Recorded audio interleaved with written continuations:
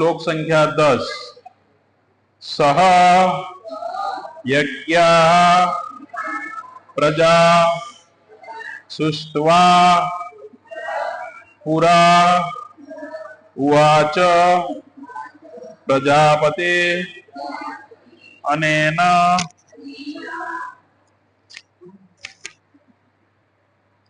प्रसविस्त्वम् एष व अस्तु इष्टः कामधुक्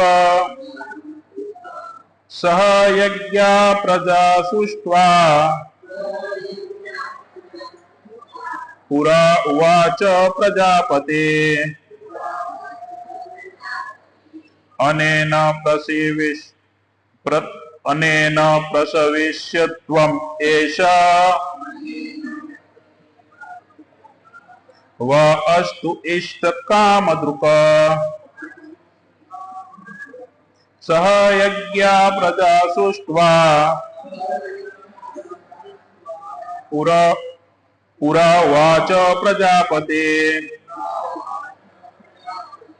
अनेन प्रसविष्यत्वम् एष व अस्तु इष्टकामधुक् सह यज्ञा प्रजा सुष्ट्वा पुरा उवाच प्रजापते अनेन प्रसविष्यत्वम् व अस्तु इष्टकामधुक्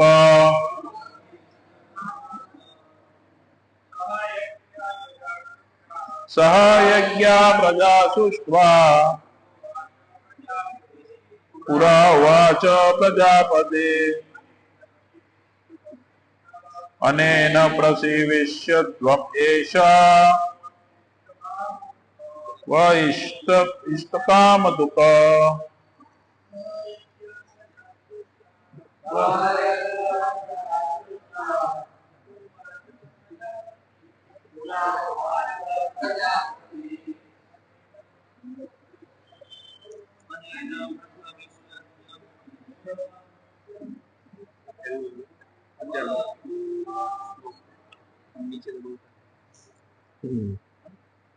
नीचे जाओ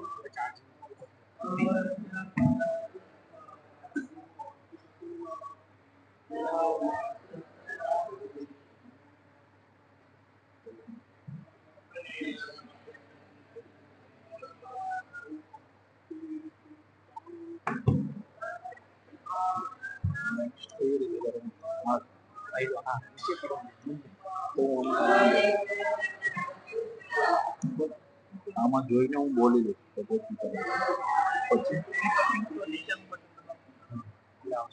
ઉપર જાવ તો ઉપર પછી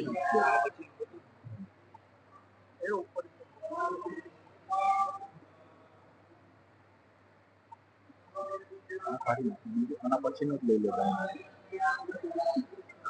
પછીનું લઈ લીધું આ મને આમાંથી જોઈન કરી દે પછીનું લઈ લે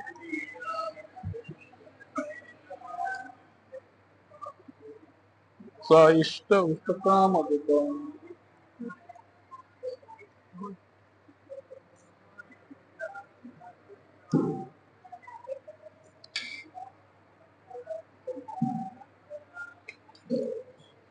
पुरा उवाच प्रजापते अनेन प्रसविष्यत्वम् एष स इष्ट प्रजा कामधुक् माताजी स यज्ञ प्रजा सुष्ट्वा पुरा उवाच प्रजापते अनेन प्रसिद्धम् एष व अस्तु इष्टकामधुक्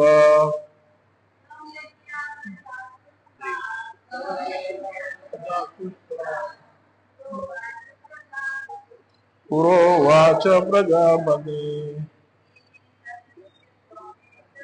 અનેન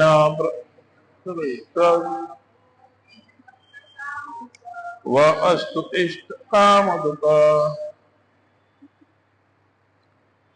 સહ ની સાથે યજ્ઞ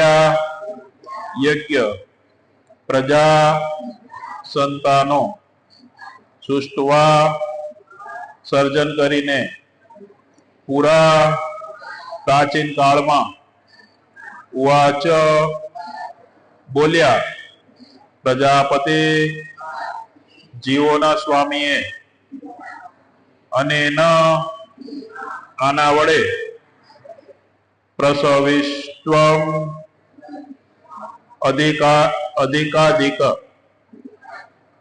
અધિકાધિક સમુદ્ર બન્યો એશ આ વ તમારું અસ્તુ થાઓ ઇષ્ટ સર્વ ઈચ્છિત વસ્તુઓ કામદ્રુપ આપનાર अनुवाद ने भावार्थ शील प्रभुपाद द्वारा शील प्रभुपाद की जय સર્જનના પ્રારંભે સમસ્ત પ્રાણીઓના સ્વામીએ વિષ્ણુ માટેના યજ્ઞ સહિત મનુષ્યો તથા દેવોના વંશનું સર્જન કર્યું અને તેમને આશીર્વચન કહ્યા તમે આ યજ્ઞથી સુખી રહો કારણ કે એ કરવાથી તમને સુખપૂર્વક રહેવા અને મુક્તિ પામવા માટે સર્વ ઈચ્છિત વસ્તુઓ પ્રાપ્ત થઈ શકશે ભાવાર્થ શીલ પ્રભુપાદ દ્વારા પ્રાણીઓના સ્વામી વિષ્ણુ દ્વારા ભૌતિક સૃષ્ટિની રચના એ બદ્ધ જીવો માટે ભગવત ધામમાં પાછા જવા માટેનો એક સુઅવસર છે આ સૃષ્ટિના બધા જીવો ભૌતિક પ્રકૃતિ દ્વારા બદ્ધ થયેલા છે કારણ કે તેઓ પૂર્ણ પુરુષોત્તમ પરમેશ્વર વિષ્ણુ અથવા કૃષ્ણ સાથેના પોતાના સંબંધને ભૂલી ગયા છે વૈદિક સિદ્ધાંતો આ સનાતન સંબંધને સમજવા માટે સહાયક છે જે અંગે ભગવદ્ ગીતામાં કહ્યું છે વેદેશ્વ સર્વેર અહમ વેદ ભગવાન કહે છે કે વેદોનો ઉદ્દેશ ભગવાનને જાણવાનો છે વેદોના મંત્રોમાં કહ્યું છે પતિમ વિશ્વમેશ્વર તેથી પૂર્ણ પુરુષોત્તમ પરમેશ્વર વિષ્ણુ એ જીવોના સ્વામી છે શ્રીમદ ભાગવતમ 2.4.20 માં પણ શ્રી સુખદેવ ગોસ્વામી ભગવાનને અનેક રીતે પ્રતિ અર્થાત સ્વામી તરીકે વર્ણવે છે શ્રીય પ્રતિત યજ્ઞપતિ પ્રજાપતિર દ્રિયા પિતૃલોક પ્રતિત પરાપતિ પતિર કતિરામ સત્ય વિષ્ણુ સાત્વતામ પ્રસિદ્ધતા મે ભાગવતમ સતામ પ્રતિ પ્રજાપતિ તો ભગવાન વિષ્ણુ છે અને તેઓ સમસ્ત પ્રાણીઓના સમસ્ત લોકના તથા સર્વ સૌંદર્યના સ્વામી પતિ છે આ જીવ માત્રના રક્ષક છે ભગવાનને આ ભૌતિક જગતનું સર્જન એટલા માટે કર્યું કે બદ્ધ જીવો એ શીખી શકે કે ભગવાન વિષ્ણુ પિતર યજ્ઞ કેવી રીતે કરવા કે જેથી તેઓ આ જગતમાં ચિંતા રહિત થઈને સુખ સુવિધાપૂર્વક જીવી શકે અને અંતે આ વર્તમાન ભૌતિક શરીર ત્યજી દઈ ભગવત ધામ પાછા જઈ શકે બદ્ધ જીવ માટેનો આ જ સંપૂર્ણ કાર્યક્રમ છે યજ્ઞ કરવાથી બદ્ધ જીવ ક્રમશ કૃષ્ણ ભક્તિ પરાયણ થાય છે અને સર્વથા દેવ તુલ્ય બને છે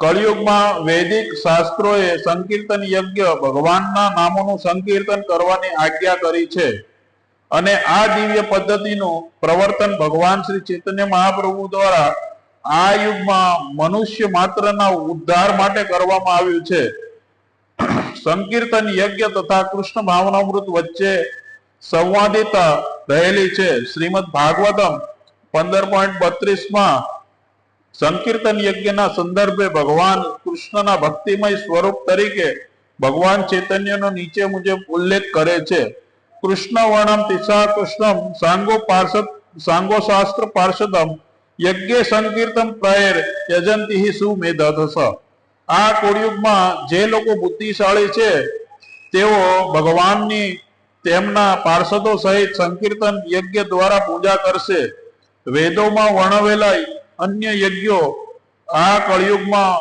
સંપન્ન કરવા સહેલા નથી, પરંતુ સંકીર્તન યજ્ઞ સર્વ હેતુ માટે સુગમ તથા અલૌકિક છે, જેનું ભગવદ્ ગીતા 9.14 પણ સમર્થન કરે છે. ઓમ જ્ઞાન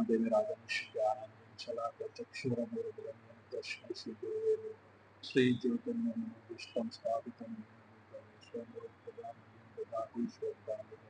વંદે હમ શ્રી ગુરુ શ્રી પદકમલમ શ્રી ગુરુ વૈષ્ણવ શ્રી રૂપમ સાગ્રજાતમ તમ શ્રી સાગ્રજાતમ સાગ્રજાતમ હરિ કૃષ્ણ ચૈતન્ય રાધા હે કૃષ્ણ કરુણા સિંધુ દીનબંધુ જગતપતિ ગોપેશ ગોવિંદ રાધા કાંત નમસ્તે ભક્તકાંત ચંદ્રોરાધિ રાધે વૃંદાવનેશ્વર વિશ્વમાન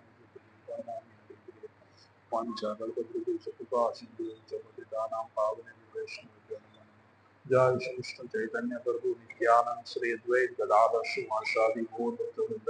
હરે કૃષ્ણ કૃષ્ણ કૃષ્ણ હરે હરે, હરે રામ રામ રામ હરે હરે. હરે કૃષ્ણ. સોમવારના સત્સંગમાં બધા સ્વાગત. આપણે ભગવદ્ ગીતાનો આ 3જો અધ્યાય ના 10મા શ્લોક પર પહોંચી ગયા. અહીંયા તો જે લોકો આ રેગ્યુલર આવે છે એ લોકોને ખબર છે કે ભગવાન અહીંયા આગળના શ્લોકમાં શું કહી ગયા. ખબર છે કોઈને આગળનો શ્લોક શું હતો?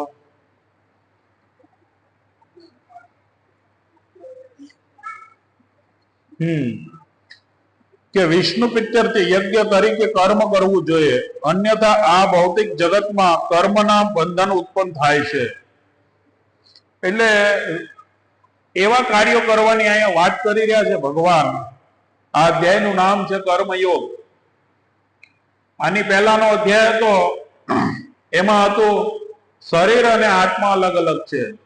ગીતાનો સાર બીજા અધ્યાયનું. શરીર અને આત્મા અલગ અલગ છે.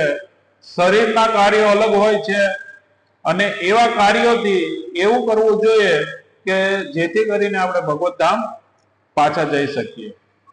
તો ભગવાન આ શ્લોકમાં આગળના શ્લોકમાં કીધું કે વિષ્ણુ પિત્તર યજ્ઞ કરવાનો. પ્રભુજીએ બહુ સરસ સમજાવ્યું હતું કે એવા કાર્યો કે એની અંદર ભગવાન વિષ્ણુની પ્રસન્નતા રહેલી હોય. સવારે મોર્નિંગ પ્રોગ્રામ આપણે કરીએ તો તુલસી માતાની આરતી કરીએ છીએ બધા, બરાબર? તો આ વિષ્ણુ ભગવાનની પ્રિય છે. જે તુલસી માતાના માધ્યમથી આપણે ભગવાનને પ્રિય થઈ શકીએ. તો આ કાર્ય કેવા છે? એકદમ લાભદાયી કાર્યો છે. પ્રભુપાદજીએ જે આ કાર્યક્રમો રાખ્યા, આ મોર્નિંગ પ્રોગ્રામ, ભગવાનનું નામનો પ્રચાર, સંકીર્તન, હરે કૃષ્ણ મહામંત્રની 16 માળા, આનાથી આપણી ચેતના શું થાય? કૃષ્ણ કોન્શિયસ રહે. અને આ શ્લોકમાં એ જ છે કે વિષ્ણુ પ્રસન્ન થાય એ માટેના કાર્યો કરવા જોઈએ. શું લખ્યું છે કે સર્જનના પ્રારંભે જ્યારે આ બ્રહ્માંડનું સર્જન કર્યું ત્યારે મનુષ્યને સમસ્ત પ્રાણીઓના સ્વામી વિષ્ણુ માટેના યજ્ઞ સહિત મનુષ્ય તથા દેવોના વંશજોનું સર્જન કર્યું. તો આ વંશજોને આશીર્વચન કર્યા કે તમે આ યજ્ઞથી સુખી થાઓ. તો લોકો સતયુગના યજ્ઞ અલગ હતા, દ્વાપર યુગના યજ્ઞ અલગ છે, ત્રેતા યુગના અલગ છે, અને અત્યારે આપણે આગળ ચાલી રહ્યો છે કલયુગ. તો આ કલયુગનો યજ્ઞ કયો છે ખબર? હરે કૃષ્ણ કૃષ્ણ કૃષ્ણ હરે હરે, હરે રામ રામ રામ હરે હરે. આ મહામંત્ર, આ યજ્ઞ આપણે ભૂલી ગયા હતા. આ યજ્ઞને આપણે ભૂલી ગયા હતા. આ ભૂલી ગયા ને એને આ કળિયુગની અંદર શું અવસર, એટલે આ કળિયુગનો જે શું અવસર છે ને, એ અવસર પ્રદાન કરવા માટે ચૈતન્ય મહાપ્રભુ આવ્યા. કોની સાથે આવ્યા? એમના પાર્ષદોની સાથે. આ શ્લોકના ભાવાર્થમાં કે આ કળિયુગમાં જે લોકો બુદ્ધિશાળી છે તેઓ ભગવાનની તેમના પાર્ષદો સહિત સંકીર્તન દ્વારા પૂજા કરશે. ભગવાનના પાર્ષદો દ્વારા શ્રી કૃષ્ણ ચૈતન્ય પ્રભુ નિત્યાનંદ શ્રી અદ્વૈત ગદાધર શ્રી વાસાદિ ગૌર ભક્ત વૃંદ, આ ભગવાનના પાર્ષદો છે. આ પાર્ષદોના માધ્યમથી અને આ મહામંત્ર આપણને મળે છે. અને આનાથી આપણે શું થવું? આપણી પુનઃ ચેતના પાછી આપણે સ્થાપિત આવું. આપણે અત્યારે પુનઃ ચેતના પાછી ક્યારે થાય? આપણે જાગૃત અવસ્થામાં છીએ ત્યારે બધાને એવું લાગે ને આપણે જાગીએ છીએ એમ, પણ જાગતા નથી, આપણે હુઈ ગયા છીએ. આપણે સંપૂર્ણ જાગ્યા જ નથી. આપણે હજી કેવા છે? સપનામાં છે. અને સપનામાં શું કરીએ છીએ કે રોજ નવું નવું સપનું જોઈએ છે. ઓલું સપનું રાત્રિનું હોય ને એ સપનું ટૂંકું હોય, આ દિવસનું સપનું થોડુંક લાંબુ હોય. આ લાંબા સપનામાં જોઈ રહ્યા છે અને એની અંદર કેવી યોજનાઓ બનાવી રહી છે. આજે મારી પાસે એટલું ધન છે, કાલે એટલું હશે, ભવિષ્યમાં આટલું હશે, કર લો દુનિયા મુઠ્ઠી મેં, એમ એવી યોજનાઓ બનાવ્યા કરે છે. અને એ યોજનાઓમાં આપણે મૂળ સ્વરૂપ આપણું ભૂલી ગયા છે. આપણું મૂળ સ્વરૂપ શું છે? જે આ શ્લોકમાં, આ કળયુગમાં જે લોકો બુદ્ધિશાળી છે, જે લોકો અલ્પ બુદ્ધિ વાળા છે ને, એ લોકો આ યજ્ઞનો સ્વીકાર નહીં કરે. ઇન્દ્રિય તૃપ્તિ માટેના કાર્યોમાં લાગેલા રહેશે. જે લોકો અલ્પ બુદ્ધિ છે, જે લોકોની, શું કહે છે અહીંયા કે આ યજ્ઞથી સુખી રહો, કારણ કે એ યજ્ઞ કરવાથી સુખપૂર્વક મુક્તિ પામવા માટે ઈચ્છિત વસ્તુ પ્રાપ્ત કરશે. યજ્ઞ કર્યા વગર ઈચ્છિત વસ્તુ પ્રાપ્ત કરવાનો પ્રયાસ, એટલે આ ઈચ્છિત વસ્તુ પ્રાપ્ત નથી થવાની. જે નાશવંત છે, જે નથી એને સ્વીકાર કરવો, ઈ છે માયા, જે છે જ નહીં. ભગવાનને છોડીને આપણે સુખી થવાનો કોઈ ચાન્સીસ છે નહીં. આપણે સુખી ક્યાં છીએ કે પાછા ભગવત ધામમાં. આ શ્લોકના ભાવાર્થમાં આપણે સમજીશું થોડું. આ વર્તમાન ભૌતિક શરીર ત્યજી દઈ ભગવત ધામ પાછા જઈ શકે છે. બદ્ધ જીવ માટેનો આ જ સંપૂર્ણ કાર્યક્રમ છે. બદ્ધ જીવો છે, સકામ પ્રવૃત્તિમાં આપણે એટલા વ્યસ્ત છે કે આપણને એવું લાગે છે કે માથા ઉપર એટલો ભાર છે, એ આપણને એવું લાગે છે કે ખંભે લઈ લઈએ. આ ખંભે લઈ લઈએ એટલે ભાર ઓછો થઈ જાય, પણ નહીં, એ આપણા માથે જ છે. ભાર ઓછો થતો જ નથી. પણ આપણે બદ્ધ અવસ્થાને કારણે એવું લાગે કે હાશ માથા ઉપરથી ભાર ઓછો થઈ ગયો એમ, પણ ખંભે આવી ગયો. તો આવી ચેતનાથી આપણે પાછા ભગવત ધામ નહીં જઈ શકીએ. તો આ ભગવત ધામ જવા માટે પાર્ષદો, જે ભગવાનના જે 12 મહાજનો છે એમાંના પાર્ષદો છે. એક જે નારદ મુનિ, આપણે આ જે ગૌડી વૈષ્ણવ સંપ્રદાયની જે પરંપરા છે ને, એના આચાર્ય એક નારદજી છે. આ નારદજીનું એક સ્ટેટમેન્ટ છે. આ શ્લોકમાં ભાવાર્થમાં આપણે સમજ્યું કે વેદેશ્ય સર્વ અહમ વેદ, વેદોમાં જાણવા જેવું. તો આ શાસ્ત્રોના અમુક કોટેશન છે. આ છોકરાઓએ મહેનત કરીને થોડાક શ્લોકો ગોતીને મને કરી દીધા છે.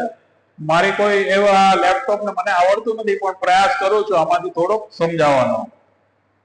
તો આવા જે આપણે પરંપરામાં જે નારદ મુનિ છે, આ નારદ મુનિ એક એવું કામ કરે છે કે જેથી આપણે પાછા ભગવત ધામ જઈ શકીએ. જેનું જે હું કહેવાય પારસમણી, જેને લોખંડને સ્પર્શ થઈ જાય ને તો એ સોનું બની જાય. કોઈ પણ લોખંડની વસ્તુ હોય ને, એ પારસમણી એને અડી જાય તો એ સોનું બની જાય. આ નારદ મુનિ છે ને એવું એક કામ કરે છે. અને એવું જ કામ કર્યું કોણે? આંતરરાષ્ટ્રીય કૃષ્ણ ભાવનામૃત સંઘના આચાર્ય પ્રભુપાદજીએ. ઓલ્ડ વર્લ્ડ, દુનિયાના દરેક ખૂણે લોકોને આ કળિયુગનો હરે કૃષ્ણ મહામંત્ર, હરે કૃષ્ણ કૃષ્ણ કૃષ્ણ હરે હરે, હરે રામ રામ રામ હરે હરે, આ મહામંત્ર લોકો સુધી પહોંચાડ્યો. લોકોને એવું નથી શીખવાડ્યું કે તમે જે કાંઈ છે બધું છોડી દો. નહીં, આ હરે કૃષ્ણ, આ યજ્ઞ કરો અને તમે સુખી થઈશો અને આપણી પૂર્ણ ચેતના પાછી થશે. તો તો નારદજી શું કહે છે? હે નિષ્પાપ, કોઈ મનુષ્ય કૃષ્ણ ભાવના રહિત વિવિધ કર્મો ઉપજાવી કાઢવા માત્રથી સકામ કર્મોના પરિણામોનો પ્રતિકાર કરી શકતો નથી. આવા સર્વ કર્મો આપણા અજ્ઞાનને લીધે થાય છે. આપણે કોઈ ત્રાસદાયક સ્વપ્ન અનુભવીએ ત્યારે એવી ત્રાસદાયી ભ્રમણાથી તેનું નિવારણ થતું નથી. માત્ર જાગી જવાથી જ સ્વપ્નનો પ્રતિકાર થઈ શકે છે. તેવી રીતે સંસારમાંનું આપણું અસ્તિત્વ અજ્ઞાન તથા ભ્રમના કારણે થાય છે. કૃષ્ણ ભાવનામૃતમાં જાગૃત ન થઈએ તો આવા સ્વપ્નમાંથી આપણને છુટકારો મળી શકતો નથી. સર્વ સમસ્યાઓના અંતિમ નિરાકરણ માટે આપણે કૃષ્ણ ભાવનામૃતના પ્રત્યે જાગૃત બનવું જોઈએ. આ શ્રીમદ ભાગવતમ ની અંદર ચોથા સ્કંદ ની અંદર 34મા શ્લોકમાં આ ભાવાર્થમાં છે. આ નારદ મુનિ કહે છે કે કોઈ પણ મનુષ્ય કૃષ્ણ ભાવના રહિત વિવિધ કર્મો ઉપજાવી કાઢવા માત્રથી સકામ કર્મોના પરિણામોનો ત્યાગ કરી શકતો નથી. આવા સર્વ કર્મો આપણા અજ્ઞાનને લીધે થાય છે. જે કાંઈ આપણે જે કરી રહ્યા છે ને એ બધું વસ્તુ જો કૃષ્ણ ભાવના કૃષ્ણને પ્રસન્ન કરવા સિવાયના નિયમો છે તો એ બધું અજ્ઞાનને કારણે છે. અજ્ઞાન એટલે જાગવું, અજ્ઞાનમાંથી જાગવું. કોઈ વ્યક્તિ મસ્ત નિંદરમાં સૂતો હોય એટલે એને સપનું આવે. સપનામાં શું આવે ને? એક જંગલમાં જાતો હોય અને જંગલમાં જાતો હોય, પાછળ એની વાઘ હોય. હવે એ આગળ દોડ્યા કરે, વાઘ એની પાછળ છે, એ આગળ દોડે કે વાઘ મને ખાઈ જશે. પણ જો એ સપનામાંથી જાગી જાય તો વાઘ બાગ કઈ હોય નહીં. હે, વાઘ તો હોય નહીં, કેમ કે સપનામાંથી જાગી ગયો. તો પ્રભુપાદ આ સપનામાંથી આપણને જગાડે છે. આ જગતમાં કાંઈ છે નહીં. આ બુદ્ધિશાળી વ્યક્તિઓએ આ જગતમાં રહેવાનો પ્રયાસ કરવો જોઈએ નહીં. આ નારદજીનું સ્ટેટમેન્ટ છે કે કેવી રીતે સંસારમાંનું અસ્તિત્વ અજ્ઞાન તથા બ્રહ્મના કારણે છે. કૃષ્ણ ભાવનામૃતમાં જાગૃત ન થઈએ તો આવા સ્વપ્નમાંથી આપણને છુટકારી મળી શકતો નથી. જો આપણે જાગી નહીં જાવ ને તો વાઘ તો ભૂખ્યો છે, એ શું થાય? આપણને પકડી લે. તો કોઈ વ્યક્તિ કે ચાલો ભાઈ તો બહુ ભાગું ભાગું, તો વાઘથી બચી જાય. ક્યાં અંદર એમ ખાંચામાં ક્યાંક હંતાઈ જાય. કોઈ વ્યક્તિ આમ હંતાઈ જાય તો વાઘને ખબર નથી, બહુ દોડીને આગળ ત્યાં ઝાડ નીચે આમ હંતાઈ ગયો. તો હંતાઈ ગયો ને તો ન્યા હું તો ખબર આવો સાપ હતો, કોબરા. તો મૃત્યુ નિશ્ચિત છે અને કાળરૂપી સમય છે ને તો આપણું બધું જ હરી લેશે. તો આ કૃષ્ણ ભાવનામૃતમાં જાગૃતતા લાવીને એ મેન વિષય છે. પ્રભુપાદજી આ વિષયને સમજાવવા માટે આ શ્લોકના ભાવાર્થમાં સમજાવે કે સમસ્ત તેમને મનુષ્ય, દેવો તથા મનુષ્યને આશીર્વચન આપ્યા કે તમે સુખી રહો. સુખી થવા માટેની ચાવી આ કૃષ્ણ ભાવનામૃત છે.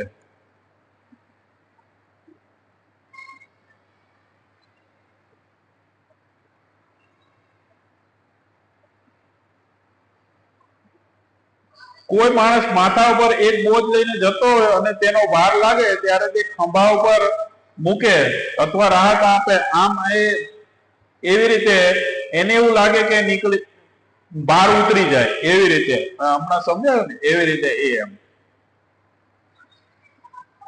પછી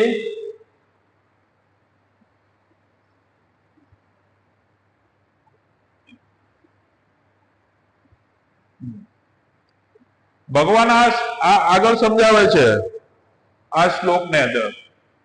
તો આ જગતમાં આપણે સુખ અને દુઃખ નો અનુભવ કરી રહ્યા છે. બધા લોકોને સુખનો અનુભવ થાય છે? કોઈને સુખનો અનુભવ થાય છે? કઈ શેમાં થાય? ખાલી ભગવાનનું નામ કીર્તન કરવામાં, ભગવાનની સેવામાં સુખનો અનુભવ થાય. બાકી જે બધું પરિસ્થિતિનું સર્જન થાય એમાં દુઃખનો અનુભવ થાય. ગઈકાલે હતું કેવું? સમયનું દુઃખ હતું. સમયનું દુઃખ કોઈને ચંદ્રગ્રહણ હતું, આ સમયનું દુઃખ, સમયની અશુદ્ધિ આવે. લોકો ભાઈ વહેલા હોઈ જવાનું, જપ કરવાના, ભગવાનની સેવા નહીં કરવાની, વહેલો ખાઈ લેવાનું, આ ઢાંકીને રાખવાનું, ઓલું આમ કરી નાખવાનું, ઓલું આમ, કેવા નિયમ પાળવા, કેમ દીવાબત્તી કરવી કે નહીં. રાજેશ પ્રભુને પ્રશ્ન જ પૂછ્યા કરે, પ્રભુ શું કરવાનું, આ ચંદ્રગ્રહણ છે તો આવું છે. અમારા કારખાનામાં એક જણાને પૂછ્યું ને, ભાઈ ચંદ્રગ્રહણ છે, એ કે એવું બધું કઈ હોય નહીં, બધું એમ જ હાયલા કરે. તો પ્રભુપાદજી આ શ્લોકમાં સમજાયું કે અલ્પ બુદ્ધિ, જે લોકોની બુદ્ધિ નથી, એ લોકો આ વસ્તુ સમજી નહીં શકે કે આ સમયની અશુદ્ધિ છે. આ સમયની અશુદ્ધિ ભગવાનના નામથી દૂર થઈ જાય. તો જે લોકોને ભગવાન પર પૂરો વિશ્વાસ છે, ભગવાનના સેવામાં તન્મય જોડાયેલા છે, ભગવાનનું સદૈવ સ્મરણ કરી રહ્યા છે, એને આ સમયની અશુદ્ધિ કાંઈ ટચ નહીં કરે. કાંઈ આ સમયની અશુદ્ધિ એને ટચ નહીં કરે. કેમ કે એ પ્રોટેક્શન ની અંદર છે. જેવી રીતે હું પેલા રામાયણ જોતો ને, તો એમાં રામાયણ ની અંદર છે ને લવ કુશ આમ બાણ મારતા હોય ને, તો અસુરો બાણ મારે, તો એમના ગુરુ હતા ને, એના ગુરુના દ્વારા એક પ્રોટેક્શન ગોળ રાઉન્ડ બની જાય. હા, વાલ્મીકી નું એક આમ ગોળ આમ એ બની જાય એની અંદર. પછી પેલા જે લોકો બાણ મારે ને, એ બાણ ઈ ચક્રની અંદર સ્પર્શ ન થાય. તો માત્ર સ્પર્શાસ્ત કોંતે સુખ દુઃખ, આ સુખ અને દુઃખ નું આવવું ને જવું ક્ષણિક છે. જો ગુરુનું પ્રોટેક્શન મળી ગયું, આવી રીતે આ પ્રભુપાદ જે છે ને, એ આપણા ગોડી વસ્તુ સંપ્રદાયના ગુરુ છે. આ ગુરુના, આ પરંપરાનું જો ગુરુનું પ્રોટેક્શન આવી ગયું ને, તો આ સમયની અવધિ, આ અસુરો દ્વારા આ જે કાંઈ જે સુખ અને દુઃખની જે છે ને, એ સ્પર્શ નહીં કરે. ભગવાન શું કહે છે, હે કુંતી પુત્ર, સુખ તથા દુઃખનું ક્ષણિક આવવું અને કાળાંતરે તેનું અદ્રશ્ય થવું એ શિયાળા તથા ઉનાળાની ઋતુઓના અથવા આવવા તથા જવા સમાન છે. હે ભરતવંશી, તેઓ ઇન્દ્રિયના ભૂતિમાંથી જન્મે છે, અને મનુષ્ય તેમને સ્વસ્થ થયા વિના સહન કરતા અવશ્ય શીખવું જોઈએ. આ બધું સહન કરવાનું, કાંઈ થવાનું નથી. આપણે કેવી રીતે ગુરુના પ્રોટેક્શનમાં છે. જો સુખદેવ ગોસ્વામી લખે છે ભાગવતમાં, હું કે જીવ માત્રના રક્ષક છે ભગવાન. પ્રજાપતિ તો ભગવાન વિષ્ણુ છે, અને તેઓ સમસ્ત પ્રાણીઓના, સમસ્ત લોકોના તથા સર્વ સૌંદર્યના સ્વામી પતિ છે, અને જીવ માત્રના રક્ષક છે. ભગવાનને આ ભૌતિક જગતનું સર્જન એટલા માટે કર્યું કે બદ્ધ જીવો એ શીખી શકે કે ભગવાન વિષ્ણુ પિત્તર યજ્ઞ કેવી રીતે કરવા, કે જેથી તેઓ આ જગતમાં ચિંતા રહિત થઈને સુખ સુવિધાપૂર્વક જીવી શકે. તો ચિંતા રહિત કેવી રીતે? સુખ અને દુઃખ આવ્યું, શિયાળો અને ઉનાળો આવીને જતો રહે. કોઈ બહુ ઠંડી પડે તો કોઈ વ્યક્તિ આત્મહત્યા કરી લે, કે બહુ ઠંડી પડે ચાલો આત્મહત્યા કરી લે, કે ભાઈ બહુ ગરમી પડે છે કે આત્મહત્યા કરી લે. ના, શરીર છોડવાની વાત. બહુ ઉનાળો થાય છે, એસી લઈ આવો. સુવિધાઓ છે બધી, પણ આ સુવિધાની અંદર પણ હરે કૃષ્ણ મહામંત્રનું કીર્તન કરીને યજ્ઞ કરતા રહેવું. આ આખું આંતરરાષ્ટ્રીય ભાવનામૃત સંઘનો આ જ ઈલાજ છે કે ગમે તે પરિસ્થિતિની અંદર જો આપણે હરે કૃષ્ણ મહામંત્રનું જપ નથી કરતા, તો આ મનુષ્ય જીવન ખાલી વ્યર્થ છે. આ ચાન્સ વારે ઘડીએ નહીં મળે. આ શરીરનો બહુ નામ જન્મનાંતે, બહુ જન્મ પછી આપણે આ જ્ઞાન પ્રાપ્ત કરવા માટે આ ભેગા થયા છે. આ જ્ઞાન છે ને, કોઈ સ્કૂલ કોલેજમાં ભણાવવામાં નથી આવતું. આ જ્ઞાન કે મનુષ્ય જીવન બહુ કિંમતી છે, એનો લાભ લેવો જોઈએ. આ જ્ઞાન છે ને, આ પ્રભુપાદની સ્કૂલમાં ભણાવવામાં આવે છે. પ્રભુપાદજી આ ભગવદ્ ગીતાના માધ્યમથી, જેવી રીતે કેમ ઉદાહરણ હતું કે નારદજી ટચ થયા, એમ આપણા સત્સંગ પ્રોગ્રામ ની અંદર રાધિકા રમણ પ્રભુ હતા, એમને ટચ થયા. પછી હરિદામોદર, દેવ દામોદર, પછી બધા જેટલા પણ ઇસ્કોનના ખૂણે ખૂણે, ઇસ્કોનનો પ્રચાર જ્યાં થઈ રહ્યો છે ત્યાં જ્યાં સુધી આ ભગવદ્ ગીતા પોગી રહી છે ત્યાં ખૂણે ખૂણે જે લોકો આને સ્ટડી કરી રહ્યા છે, વાંચી રહ્યા છે, એને હૃદયથી ટચ થઈ રહ્યું છે. હા, પણ કેવું છે કે કોઈકને થોડોક 2 કલાક પછી જાગશે અને કોઈક તરત જાગી જાય. જેટલો મોડો જીવ જાગશે ને એટલો વાઘની આરે જઈને દોડવું પડશે. તો આ દોડવાના ચક્રમાંથી બચવા માટે આપણે જાગવું જોઈએ. આ જાગવા માટે જ આ એક દવા છે અસરકારક. વિષ્ણુને પ્રસન્ન કરવા માટેના કાર્યો કરવા. આપણે જે કાંઈ ઘરમાં બનાવીએ, જે કાંઈ ફ્રૂટ કે કાંઈ પણ લાવીએ તે ભગવાનને અર્પણ કરવું ભગવાનના માટે છે. આ જગતના માલિક, આ જે જગત છે ને એના માલિક કોણ છે ખબર? ભગવાન છે. આપણે બધા પિક્ચર જોયું ને, વરાહ ભગવાનનું, નૃસિંહ ભગવાનનું,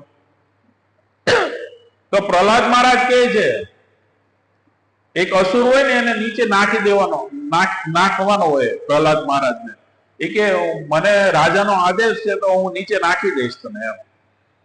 તો તને ભગવાન બચાવશે? એ તો ભગવાનની ઈચ્છા. કે ભગવાનની ઈચ્છા, મને બચાવ હોય તો બચાવે, નહીં પણ બચાવે, પણ ભગવાનનું નામ લેવું એ મારો ધર્મ છે. ભગવાન જોઈએ તો મારું રક્ષણ કરે કે નહીં કરે એ એના હાથની વાત છે, પણ એનું નામ લેવું એ જ મારું કર્તવ્ય છે. તો ભગવાનનું નામ લેવું, જે કાંઈ બનાવ્યું હોય એ ભગવાનને અર્પણ કરવું. હું કેમ કે આ જગતના માલિક કોણ છે? ભગવાન છે. આ પૃથ્વી છે ને, આ ગ્રહણમાં જોયું ને કે બધા કે ચંદ્ર અને સૂર્યની વચ્ચે પૃથ્વી આવી જાય, આ આવી જાય, તે આવી જાય. હવે વિચાર કરો, ભગવાનનું એક કેટલું વિરાટ રૂપ હશે કે આ પૃથ્વીને રસાતળમાંથી ભગવાને, આ પૃથ્વી તો આપણને અત્યારે ખબર નથી કે કેટલા કિલોમીટર ગોળ હશે, આપણને તો આઈડિયા, મને તો ખબર જ નથી, પણ એટલે આ સામેનો છેડો આપણે જોઈ નથી શકતા. આવી પૃથ્વીને ભગવાને એના દાંત ઉપર ઉચકી લીધી. ખાલી દાંત ઉપર કેટલું વિરાટ રૂપ ભગવાને લીધું છે. અને આ વિરાટ રૂપના દર્શન બધા ઋષિમુનિઓ, બધા પિતૃલોકમાં, દેવર્ષિ લોકમાં આ બધા ઋષિમુનિઓ દર્શન કરે છે કે હવે અમારું રક્ષણ છે એમ. તો ભગવાન રક્ષણ કરશે. પ્રહલાદ મહારાજ કે ભગવાન આપણું રક્ષણ કરશે, આપણે એમનું નામ લેવું જોઈએ. તો ભગવાન આ પૃથ્વીનું પણ રક્ષણ કરે છે. અને એ ભગવાન જયારે વરાહ રૂપમાં આવે, વરાહ રાજસી ગઈ ને, ભગવાને એક પગમાં કેટલું આ સૂર્ય, ચંદ્ર, આ તે બધું માપી લીધું હતું. આમ વામન અવતારમાં, વામન દ્વાદશી, એક પગમાં. વિચાર કરો કે તો 3 ડગલામાં એને લેવાનું હતું, ખાલી એક ડગલામાં જ બધું જ અંદર આવી ગયું. તો ભગવાન કેટલા વિરાટ રૂપ ધારણ કરે. તો આ લીલાઓ સમજવાની છે. આપણા મગજની બહાર છે, મગજની બહાર છે, પણ જબરદસ્તી ઘુસાડવી પડશે આ લીલા. કે ભગવાન આપણા માટે, આપણા ઉદ્ધાર માટે આ લીલા કરી રહ્યા છે. જન્મ કર્મ ચ મે દિવ્યમ છે ને, જન્મ કર્મ ચ મે દિવ્યમ યો વેતિ તત્વદ ત્યક્ત્યાદ્યહં પુનર્જન્મ નેતિ મામેતિ સો અર્જુન. જે આ લીલાઓનું શ્રવણ કરશે, સાંભળશે. આપણી પદ્ધતિ કેવી છે? શ્રવણમ કીર્તનમ વિષ્ણુ. આપણે સાંભળવાનું છે. પહેલા શું સાંભળવાનું છે? કે ભગવાનની લીલાઓ વિશે. કેમ કે કાલ્પનિક લાગે કે કેવી રીતે આટલું બધું થોડું કઈ હોય, એમ કલ્પનાની બહાર એમ. એટલે અત્યારે કારખાનામાં બધા કે આ બધું બકવાસ છે એમ. પણ નહીં, જે લોકો શાસ્ત્રોમાં સંદેહ કરે છે એ લોકોની ભગવાન ભગવદ્ ગીતાના 16મા અધ્યાયના 24મા શ્લોકમાં કહે છે કે એ લોકોની ન તો સિદ્ધિ પામે, ન કોઈ સુખ પામે, કે ન કોઈ પરમ ગતિ પામે. તો આપણે પરમ ગતિ પામવાની છે, સુખય પામવાનું છે અને સિદ્ધિ પામવાની છે. તો જે જીવોની જેવી ચેતના હશે ને એવી રીતે થશે. તો ભગવાનને શરણાગત થવું એ આપણું પહેલું લક્ષણ છે. તો વિષ્ણુ પિત્તર યજ્ઞ કરવા માટેનું ભગવાન આ શ્લોકમાં સમજાવી રહ્યા છે. કેમ કે સુખ અને દુઃખ તો શું થાય? આવ્યા કરશે ને ગયા કરશે.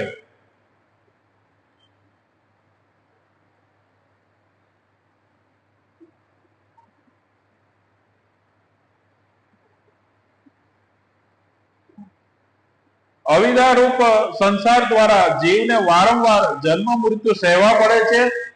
તેમાંથી છૂટી જવું એ જીવનો સાચો પુરુષાર્થ છે. ભગવાનના પ્રતિનિધિ દ્વારા ભગવાનને શરણે જવું એ જ એકમાત્ર ઉપાય છે.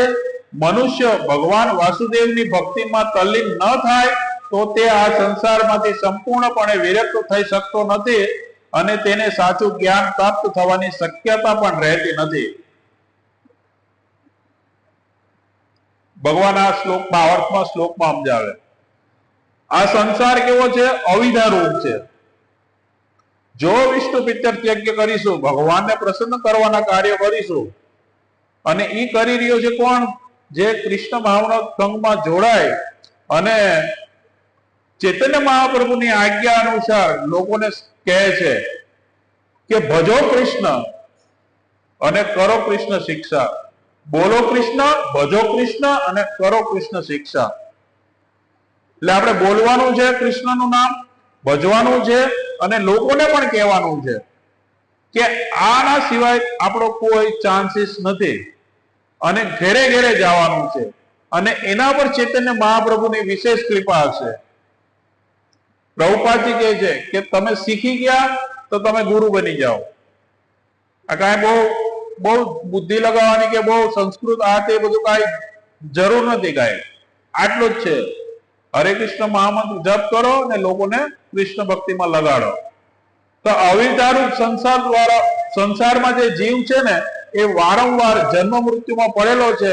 એને બહાર નીકળવા માટે જીવનનો સાચો પુરુષાર્થ છે એ ભગવાનના પ્રતિનિધિ દ્વારા આવે છે.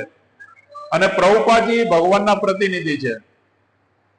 આ મેસેજ પ્રભુપાદજી પ્રતિનિધિના માધ્યમથી આપી રહ્યા છે. આપણે શું થયું હતું? આ અજ્ઞાનને કારણે ભૂલી ગયા હતા. આ સંદેશને અજ્ઞાનને કારણે ભૂલી ગયા હતા. એટલે આને રિપીટ કરો, વાંચો. જ્યાં સુધી ન સમજાય ત્યાં સુધી પાછો વાંચો, વારે ઘડીએ વાંચો. અને વાંચવાથી શું થાય? પછી આપણે સ્મરણ શક્તિ એટલી છે, આપણે જાગી જશું. આપણને અડધી રાતે પણ કોઈ પૂછશે ને કે ભગવદ્ ગીતાનો સાર શું છે, ભગવદ્ ગીતાનો સાર શું છે ખબર છે કોઈને? સર્વ ધર્માન પરિત્યજ્ય મામ એકમ શરણમ વ્રજ. સાધારણ કાર્ય છોડીને ભગવાનનો આશ્રય લેવું એ સાર છે. એટલે ભગવાનનો આશ્રય લેવા માટે આ મેસેજ છે.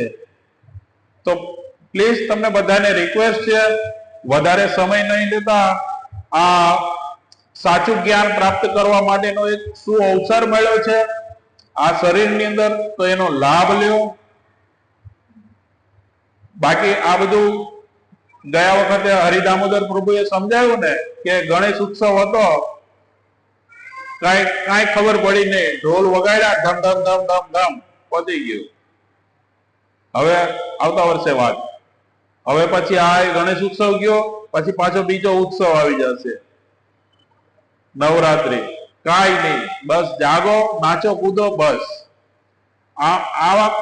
આમાં કોઈ આપણે ઉપર નથી ઉઠતા. જે આપણી જે ચેતના છે ને, ભક્તિમય ચેતના થવી જોઈએ ને, એ ઉપર નહીં ઉઠે. એટલે આ ભગવદ્ ગીતાને વાંચો, સમજો. ન સમજાય તો દેવ દામોદર પ્રભુ છે, બીજા ઘણા ભક્તો છે, એમને પૂછો અને આને સમજવાનો પ્રયાસ કરો ને આ શરીરનો પૂરેપૂરો લાભ લ્યો. હરે કૃષ્ણ. કોઈને કાંઈ પ્રશ્ન હોય આ વિષયમાં તો પૂછી શકે છે. સમયની મર્યાદાને કારણે થોડુંક પૂરું કરવું પડે છે વહેલા.